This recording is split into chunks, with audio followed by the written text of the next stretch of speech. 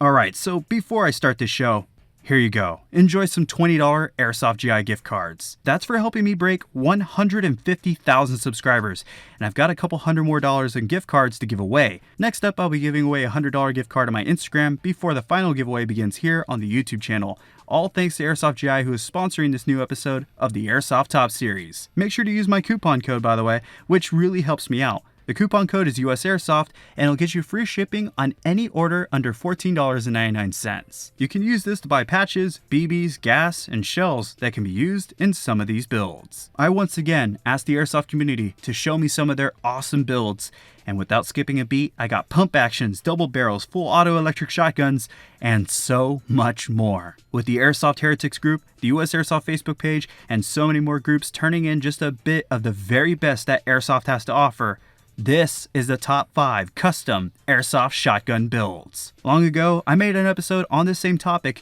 and it was awesome. So if you'd like to see more builds after this episode, then be sure to check that out with the link down below in the description. Starting off with a good looker, we have Asta Lakatos with his bronze Tokimuri M870 from Greece. I probably said your name completely wrong, but I'm sorry, I tried. It's not too often I get builds from Greece, but when I do, they always look great. The first of the modifications done to this 870 was to cut down the barrel to make it into a smaller platform. The trimming of the barrel did call for a new 3D printed front sight, and why not add on a TM breacher mag tube cap. And to round off the $800 build costs, this builder included an Angry Gun stock adapter and shell loader, a Magpul CTR stock with a Magpul cheek riser, and an MOE grip. All the original black parts were then Cerakoted in burnt bronze. Around the pump, we do have a GMP railed pump grip with the China Fire X300 and a custom-made double shell holder made out of Kydex, which the builder actually made himself. This is not a showcase gun though. It's scratched, nicked, and battle worn, just like how I like to see it. A build that is actually used on the field. At least on the inside, this M870 houses Y-Tech feed ramps and polished action arms and mechanisms. And that's not bad for the 5th spot. Before moving into the 4th spot though, I just have to shout out 2 builds from the UK Airsoft community page on Facebook, where people like Thomas turned in some amazing custom work like this homemade lever action Tokimuri M870 gas shotgun. Why get a Winchester Model 1887 when you have the skills to make any pump action shotgun into a lever action? Even this Golden Eagle shotgun got the same treatment. And Ryan, I see your work in progress on an HPA Bullpup semi-auto shotgun. Get back with me when you're finished with it. Alright, so moving along, hailing from the same Facebook group is John of East London, who really shows some beauty with this converted Mad Max double barrel shotgun. I've teased this build already on my Instagram and in the community tab on the USAirsoft channel, but this just looks amazing. It consists of half the original pistol grip and an old stock from eBay that John only paid a single penny on. It was then cut, bolted together, filed, and sanded down before the wood was hydro dipped to look like walnut. Then for the shotgun itself, it was converted to use APS shells for added firepower. This took 3D printed inserts and new hammers to complete before the sights were removed. This was all put together to fill the void that John has for Western cowboy films. He's already an owner of several APS competition shell ejecting shotguns, but in skirmish games, those shell ejecting shotguns can be a bit useless. But a side-by-side shotgun can work much better. He could have just got a normal sawed-off shotgun and called it a day, not modding it at all. But John went far and above to make one of the prettiest replicas I've ever had sent in for a countdown show. Sometimes there's awesome and tactical like this MCX to MPX conversion by Nick that he sent in for the last countdown over SMGs. And then we just have classy and beautiful. This is the kind of build that you'd see next to a glass of scotch. And something like this can be had, if you're wise with deals on the internet, for 241 pounds, or around $311 US.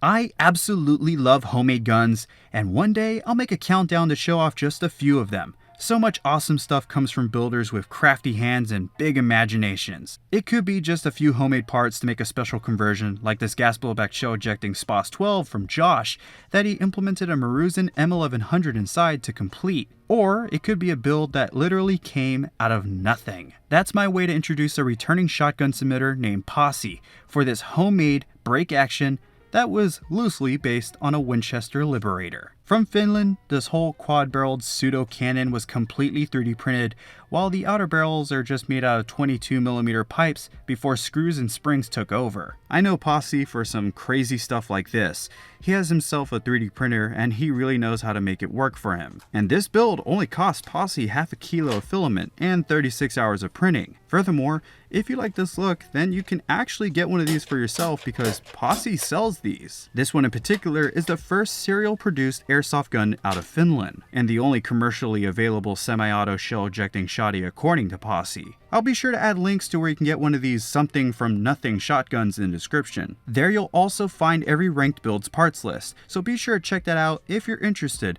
But for number 3 to the runner-up spot, we really have to move up to the builds that will light the comments on fire. For so very long we've waited and we've been wanting a major airsoft manufacturing group to come forward with one of these. Even if it was cheap and it had to be babied, we still wanted one, but we should have been looking elsewhere for a Saiga 12. Ladies and gentlemen, this is the world's first functioning HPA tri-shot Saiga 12 by Birk Anderson of Sweden. Once again, Sweden makes a splash in the top ranks for another amazing build that so many of you guys absolutely loved when I showed it off just a bit. The AA12 by Tokamuri and the SGR12 was pretty cool and all, but even this prototype has more hype than both of those combined. Or at least for me, that is. Funny enough, this was mostly built from a modified SEMA, including the handguard.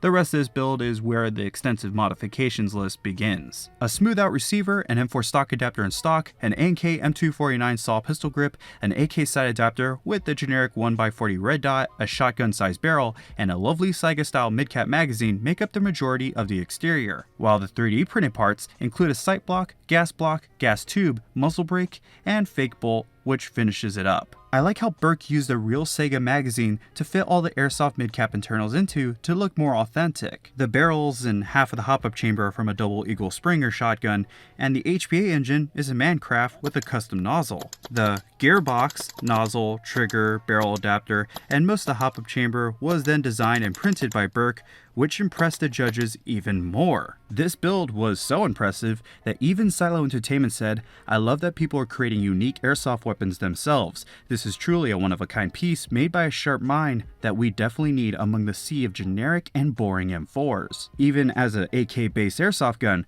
this is still something special and different." Big thanks to Silo Entertainment for dropping by to give his thoughts, by the way. I'll definitely leave links in the description to his YouTube channel and Facebook. You won't be disappointed with the gameplay footage he has to offer. Birk began this project with a wrecked $35 SEMA a friend sold him that took shape with the scavenged parts that he had just lying around. This made the build cost pretty low at only about $450 for something like this. This is the kind of shotgun that we only talked about, the shotgun that ended up on so many of our dream lists for things we wish we could have in Airsoft.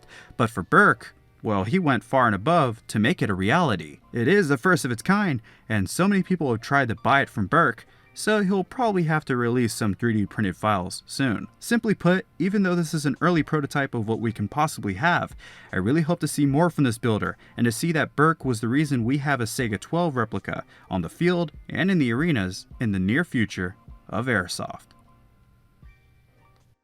It's not very often I get a submission like this one at the top spot. It's just not common for someone to turn a real gun into an airsoft gun, especially in the United States. Normally I get submissions like this or like this, but for the top spot for this episode of the Airsoft Tops Series, I present to you Don of Massachusetts with his Nepalese Frankcot, which is a Nepalese copy of the British Martini Henry. Alright, so right off the bat, what do you think about this build? Love it? Absolutely hate it? Like I said, it's not too often I get something like this. Externally, all the original furniture was replaced as well as the barrel. The stock was replaced with a standard M4 style crane stock mounted to a modified Remington 870 adapter. Moving forward, the barrel was replaced with steel conduit 3/4 inch for the chamber and 1/2 inch for the barrel itself. The forend was then fitted with an FAL Keymod handguard before it was painted desert tan. This really breaks this rifle away from what is to be expected of a rifle made before the 1900s. Internally, not not much had to be done to this rifle. The old rusted firing pin spring was replaced with a cut AEG spring. Then a little bit more metalwork had to be done out of conduit to properly fit Airsoft APS shells into this conversion, leading to a build cost of around $400, with the original rifle being about $300 out of that $400. As for the original Martini Henry, you're looking at hard to craft ammunition, a lengthy reloading process that can get costly and will call for some resourcing, and after all is said and done, you're still firing possibly a 150-year-old rifle. This is not something you can just go buy off of any shelf. This used to be a genuine black powder rifle, but the years of being kept covered in yak fat, the preservative they used to keep these in storage for a long time, really got to this rifle. This rifle would never fire again in its life, until Don of course got a hold of it and found a new wonderful way to use it. This is something I really want to see gameplay of. I've seen some real firearm to airsoft conversions from the UK done on German Kar 98s and MG42s, but this is just too much. I love how much strange and complex work is submitted to the series, stuff that no one has ever before and probably will never do again, like this build from Don. The Airsoft Tops Series can never end, not when stuff like this is out there in the world. From real firearms that have been converted into airsoft guns, pistols, SMGs, and soon to be grenade launchers, there's so much more to get to work on. I hope you enjoyed this episode of the Airsoft Top Series, and I hope to see your thoughts about the builds that you saw here today in the comments. Don't forget to subscribe now if you haven't already, so we can break our new goal of 200,000 subscribers. Also, don't forget to check the description for more details on the builds that you saw here today, and spank that like button until it passes up 1,000 likes so I can get to work on the newest countdown. I'd like to thank everyone who submitted for the show, and I'd like to thank every Facebook group that held a poll for submissions. I can't forget about these sexy commenters either, who pushed me to do more and more. But until that next video drops from the city of San Antonio, this has been Scott Hollenbeck, and I will be sure to see you all next time.